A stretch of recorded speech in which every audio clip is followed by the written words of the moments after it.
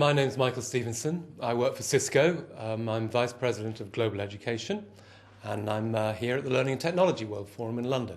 Cisco, for the second year in a row, is a sponsor, a main sponsor of the Learning and Technology World Forum, and we're working in that capacity with Intel and with Microsoft. But more than that, we're passionate about driving 21st century change in education systems right around the world, so that makes this forum the right place to be. Technology is the great enabler. It won't do it all on its own. What's really important is knowing what young people should be studying, the right skills, how they should be learning, and all the things that you need to put in place to get a great education system. But if you do all of that and you don't put technology at the heart of it, you'll travel at 5 miles an hour instead of 500. So technology is the enabler and the accelerator. Well, it has been an inspiring forum so far. And actually, it was great to see the UK's Prime Minister, Gordon Brown, committing his government to major expenditure and the vision of technology for education. But beyond that, I guess we've seen a major step forward in figuring out 21st century assessment. The great thing is, don't teach kids new skills for the 21st century, then test them in the old ways, test them in new ways for our times.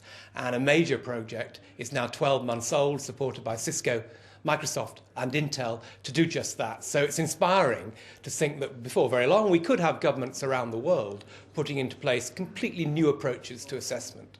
I want to contrast New York City and Mexico, not very far apart really in planetary terms, but they really are in terms of education. So in New York City, we're seeing some of the most cutting-edge applications we've ever seen, whether it's a School of One, which is personalizing learning, or the iSchool in Manhattan, which is enabling kids to study difficult real-world problems using technology in a completely different way. That's on the one side.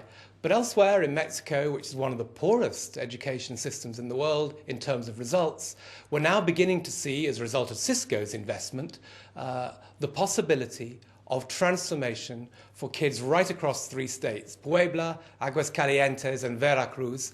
And I don't say that it's the most cutting-edge learning in the world, but it's really making a difference to those kids. So a contrast between New York and Mexico as a country, both of them in different ways drawing on technology to drive educational change.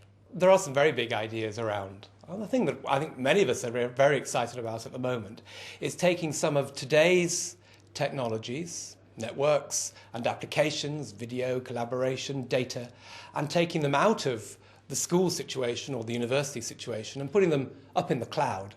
Now, if we can do that, and it's not a million miles away, there may be an opportunity to change the business models for education, to really drive down cost and to offer at scale some of these very exciting applications. So that's not the only story that I think will characterize the next 5 years. It's a very, very important story and very important for Cisco. Well, Cisco sees an opportunity to bring the real power of this networking company, 25, 26 years old, to transform education, to see whether we can take school systems and universities with their feet still in the late 19th century in so many ways and help them change the learning experience for students so that it's far more motivating and exciting.